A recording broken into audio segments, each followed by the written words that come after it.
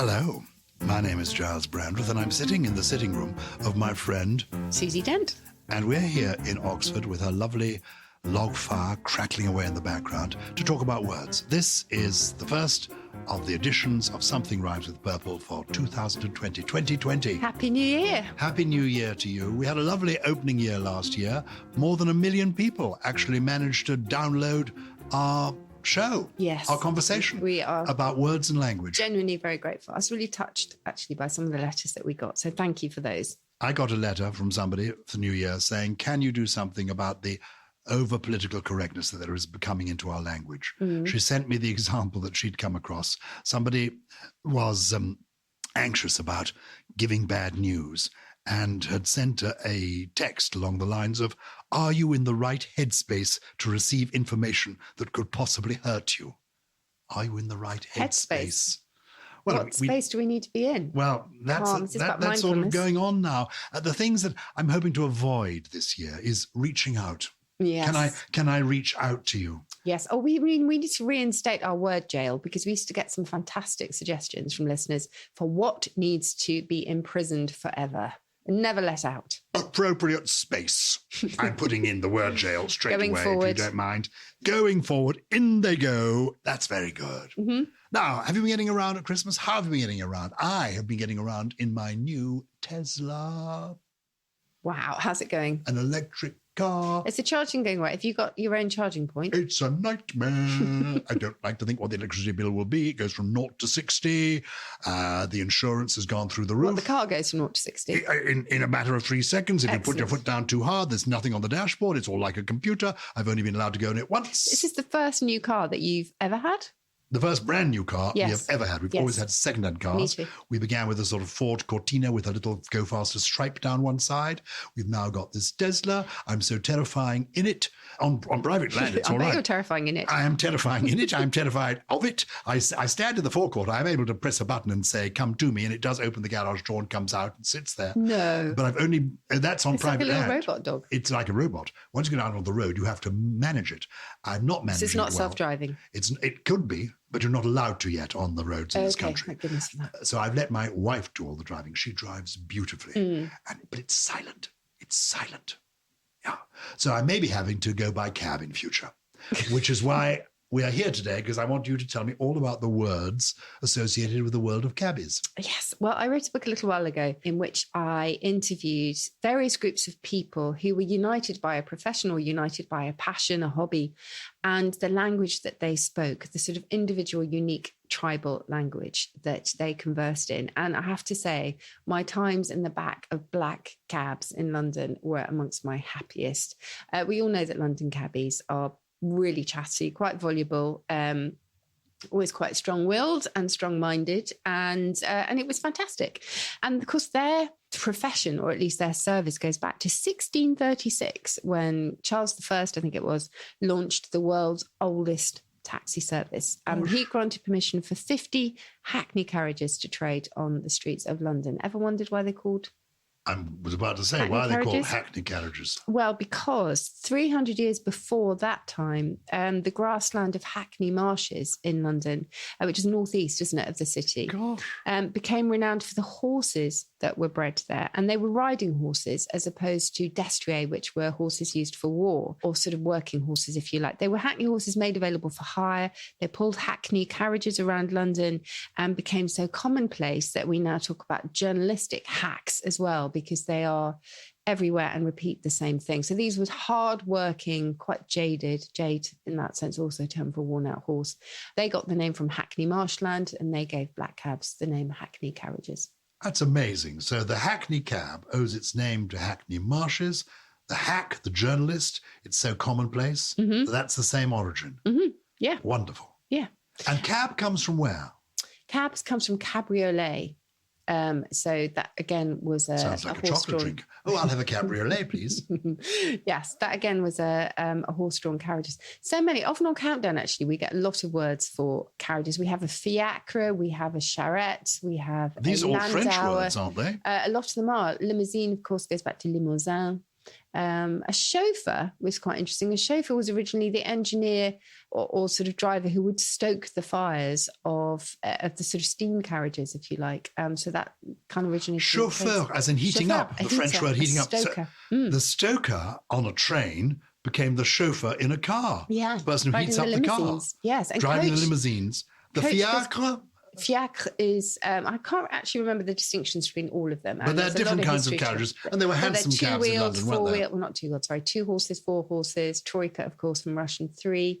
And there were 2 wheels and 4 wheels. There were little carts with 2 wheels, and there were 4 wheels. Sherlock Holmes is friendlessly saying, I'm going to get a He had get me a 4-wheeler, cab, didn't he? or get me a hansom. Hansom being a person who in early Victorian times lent his name to a certain type of cab. Yeah, Hansom. Coach came from a place in Hungary, Koch.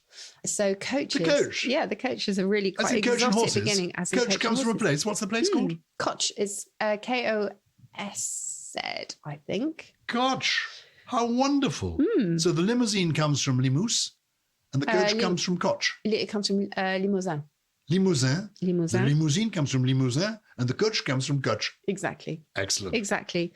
But I had such a good time talking to the cabbies, as I say, because not only do they have a fantastic lexicon, but also there are more and more now, I mean, still very low percentage, but of female cabbies, and their experiences were interesting as well. One said to me, we keep ourselves to ourselves because many of the older drivers don't want to admit that we can do it. But she was particularly brilliant on cabology, as it's called, so cabbie speak, which is wonderful. And of course, London, I mean, there's a big discussion in our capital city as to whether private hire firms can have a license, etc. But black cabbies have held their own for such a long time. And should we go into some of their language? It's wonderful. Yes.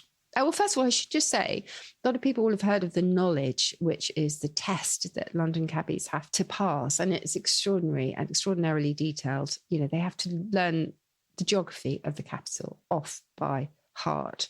It was introduced, I think, in 1851 around. It was complaints from visitors to the Great Exhibition who said, our cabbies do not know the way. Of course, no sat-navs in those days. And it was a Victorian police commissioner who then said, the knowledge, capital T, had to be learned first. But what's really interesting is there was a study that showed that the part of our brain responsible for spatial awareness and navigation, the hippocampus, was much greater, much bigger in London cabbies than in the general population. Gosh. And they think it's because of the knowledge. Grow your hippocampus and the knowledge. Yeah. Well, learning new things is good for, we've talked for the about memory this, of the haven't we? mind, isn't it? And Fantastic. warding off dementia and all sorts of things, haven't we? Shall we talk about some of the... I want you to. Okay. Well, just interrupt me if you have any stories for I'll give you a tip. We love your if you do it stories. properly. Do people still give tips to cabbies? They do. Yes, they do it on the card now. It's all done It's by quite machine. interesting because a cabbie explained to me that tips had gone out a bit. Younger people don't, older people of my generation expect to give tips. Yeah. Younger people didn't. But now that people are paying by card, it gives you the option of 5%, actually probably 10%, better for them, 15%. isn't it? So in fact, though they have to pay a percentage for using the card. Oh. So it counts. But anyway, it is a... Do you know where tip comes from, by the way? It's not to ensure promptness, is it? It's not. No, that's a backronym, as they call it. It is related to a tip or a tap on the shoulder. And the first tips were actually information that was passed by one criminal to another. Yeah, well, my father used to do that. He thought that was quite funny, saying to the cab driver, can I give you a tip? And the cab driver said, yes, please. And he said, well, I recommend red rum at the 310 from Exeter. No, yeah. I bet they love that. Yeah, they Not.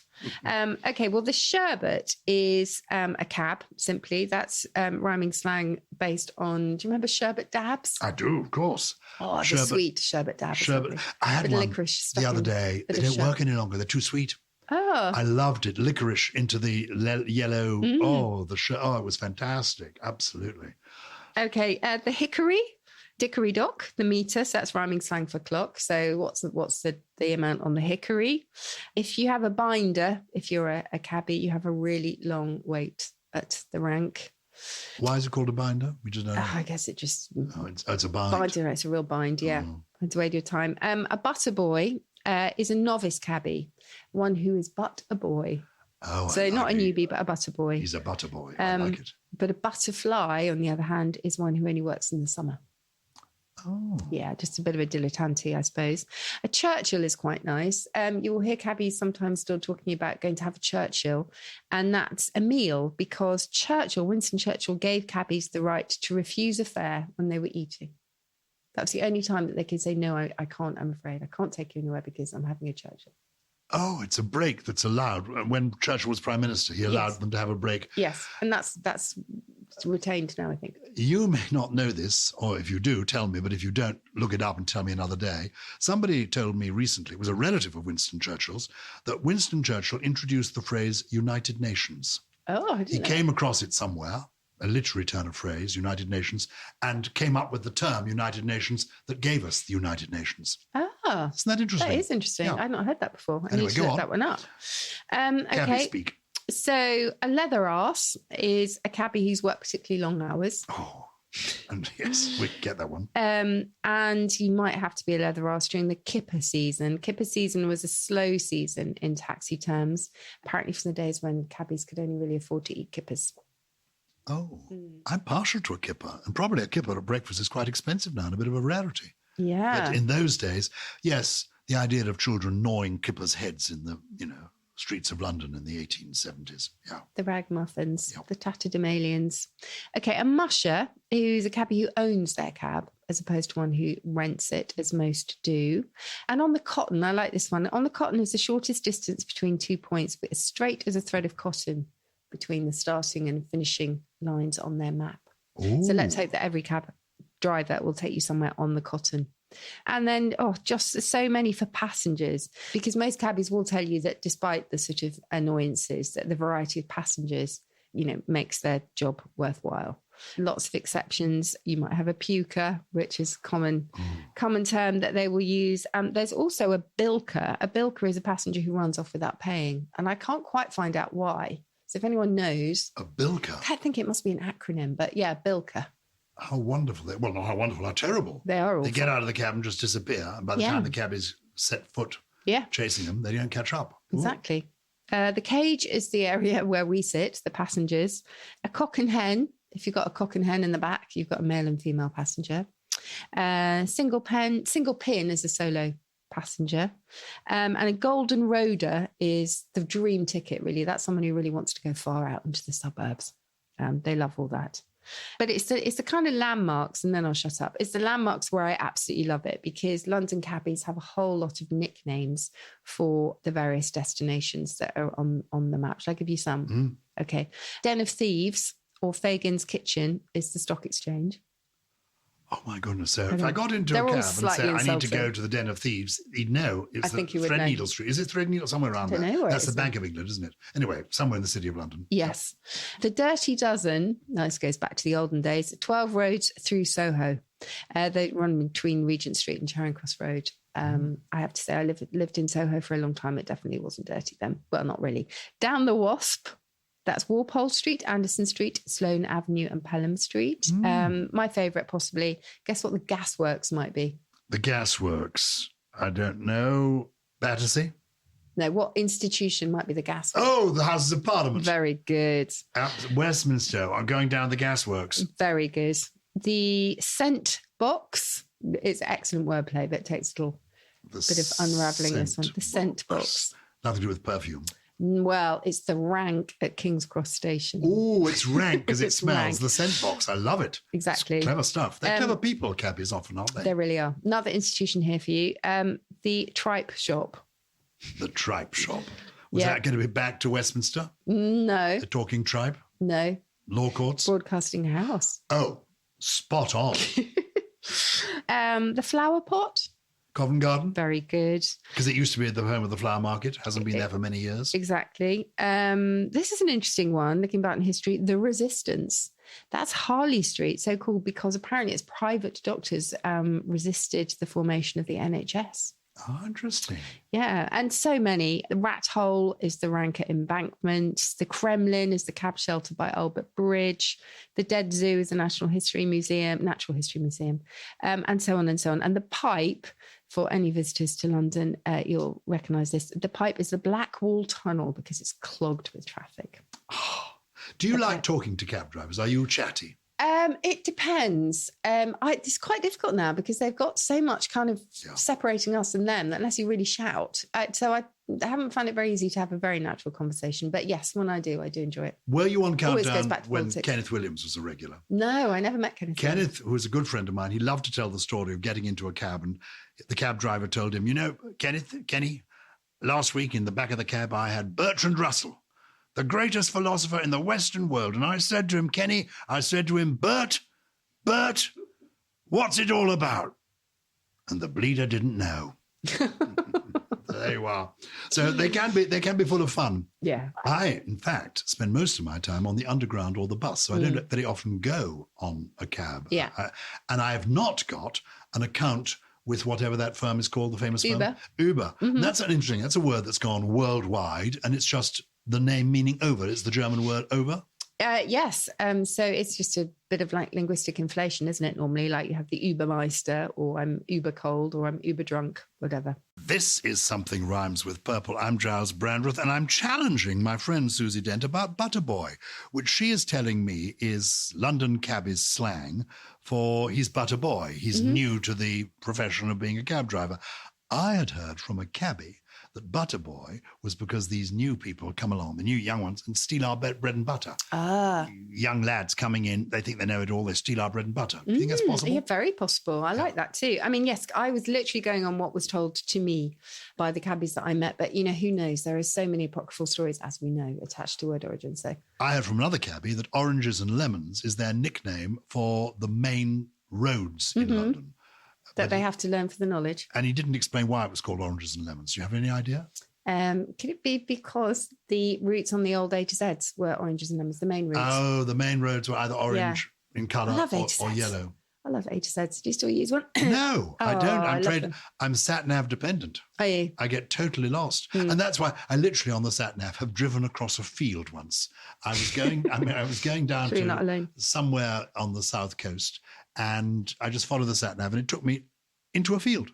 And I stupidly went. I obeyed what the voice told me to do. How can one be so stupid? That's it. You just become lulled into this sort of sense of comfort, don't you? And we need a word actually for the panic that you feel when your sat-nav suddenly loses GPS or something. Because we've got one for being without your mobile phone. It's not brilliant. Nomophobia. Nomophobia. Yeah. Suddenly realising you're without your mobile phone. But yeah, we need one for sat-nav. Sat-nav panicked. Well, angst. This is something for our listeners. And we have a lovely community of purple people.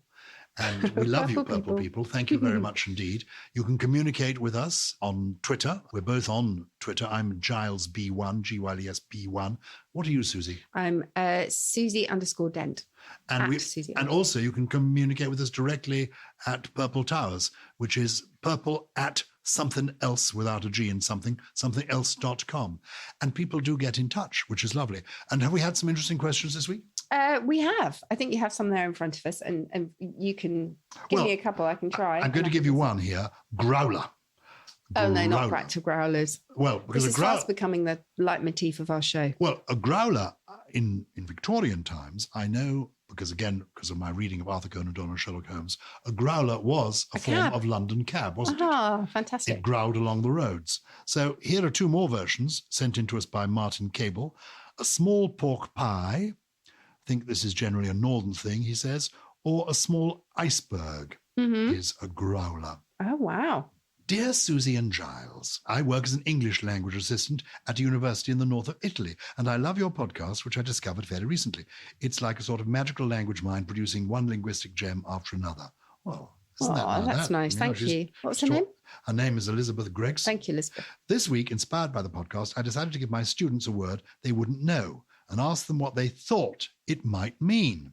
The word I gave them was grog blossom. Oh, one of my favourites. It is one of your favourites. Their answers were creative and fun. Among the answers they came up with were, this is for grog blossom, a pond flower a frog might jump onto. Oh. Isn't that enchanting? That's gorgeous. A flower which has failed to develop correctly. A cup shaped like a blossom.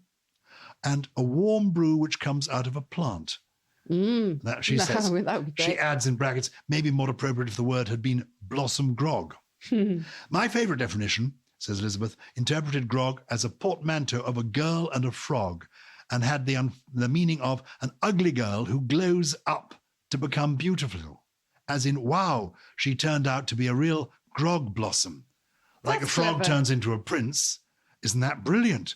And yes, I do mean glow up. My students tell me that it's a real phrasal verb meaning to become something beautiful. Can you confirm? Can you confirm that? Have you heard of it before? To glow up? No. Well, only in makeup terms. Oh, well, but she's Yeah, saying I like exactly. Of course, nobody knew the correct definition of grog blossom, a reddening of the nose after drinking alcohol, but once I'd told them, they came up with some great examples in sentences. Quote, on a Friday night at the Christmas market, one can see many impressive grog blossoms. There's no way anyone will believe you haven't been drinking with that grog blossom. And as an adjective, my grog-blossomed aunt asked me about my sexual orientation. I didn't inquire any further. Next week, I'm going to see what my students make of trampoose. Yes, love that. What was trampoose? Trampoose is to trudge along reluctantly. Oh, I remember that. Yeah. Thank you, Elizabeth Gregson. A really fascinating letter, and our best wishes to you and your students. This made me think of a game because you've appeared, haven't you, Gyles, on I'm Sorry I Haven't a Clue. I have. And they have the most wonderful game of coming up with alternative definitions for everyday words. And Graham Garden, who lives quite near me actually, sent me a lovely set of cards from the Uxbridge English Dictionary. I'll give you some, and then maybe our listeners can come up with some others as well. Perversion, the cat side of the story. The perversion. Oh. One of my favourites is faculty, as in there's no more PG tips. That's faculty. Oh, it's genius. That's brilliant, isn't it? Floral is foreplay on the carpet. Hold on. Floral? Floral. Oh, very good. I got it. Intermittent or intermittent, where I go when camping. Intermittent. Oh, I love it. Intermittent. I love it. Intermittent. And this is probably my favourite, and it certainly made us laugh here in my family. Catastrophe, cat ass trophy, feline rear of the year award. Catastrophe. They are genius. The team on I'm Sorry I Haven't a Clue are genius. Yeah. And Tim Brooke Taylor and Graham Garden are two wonderful, brilliant human beings. They certainly are. So anyway, if anyone's got any to add, purple@somethingelse.com. No G in the something. Those were invented definitions. You've got real definitions for real words. Every week, if you're new to our podcast, welcome. We love having you with us. And this is the moment I love particularly because every week Susie introduces us to words that we may not be familiar with. And she gives us the definition, the true definition of the word. What are the words this week? Okay, well, we are sitting in front of a fire, aren't we? It is actually a beautiful day today, a sunny day, but I can never get too much of a log fire. And if you like to bask either in the sun or in the warmth of a log fire in the winter, you are beaking, Beeking. Now, I have been warned by several people not to look for alternative definitions in any slang dictionary because occasionally they are obscene, but I've no idea what this one means in that sense. But beaking in my dictionary means to bask in the sun or the warmth of the fire. The second one, have you any idea, Gyles, what that blob, perfect swish really of toothpaste on toothpaste ads might be called? Oh, hilarious. Of course, I'm not familiar with this because, like the Prince of Wales, my valet squeezes the tube of toothpaste. And, you mean that little bit of toothpaste that's on the perfect swish. one with a little tip at the end and a little round at the front. Cute. That is a nurdle. A nurdle? Yes. A perfect little dollop of toothpaste is a nurdle. Is a nurdle. Oh, I love it. Isn't that wonderful? Can't promise that anyone will ever have a chance to use it. I know this is for the language that's got everything. Yes. It introduces the word nurdle. Speaking of having everything, I'm not looking at either my producer or you, Gyles, at the moment. Dasypygal. That's Dasypygal. Dasypygal. It means having hairy buttocks. Oh, good grief. Well, I'll leave it there. I think let's definitely leave it there. Yeah, I suppose just there's a word for everything. There is a word for everything. Dasypygal is not... It's a word I hope I never have to use. But it's a useful word to have in your repertoire. So thank you for your trio. Thank you very much for listening to our podcast. If you've enjoyed it, do please give us a nice review or recommend us to a friend. Let's grow the Purple community. If you've a question you'd like to ask or you'd just like to get in touch, you can also email us at purple@somethingelse.com. gmail.com. Yeah. And it's wonderful we've got listeners all over the world. I know, it's fantastic. We can't answer every question, but we will try our best, and we genuinely read every single one of them. Something Rhymes with Purple is a Somethin Else production, produced by Lawrence Bassett, with additional production from Jemima Rathbone, Steve Ackerman, and Gully. Now, if anybody has got Dassie It's born for him. I bet it is Gully, but I'm not going to check.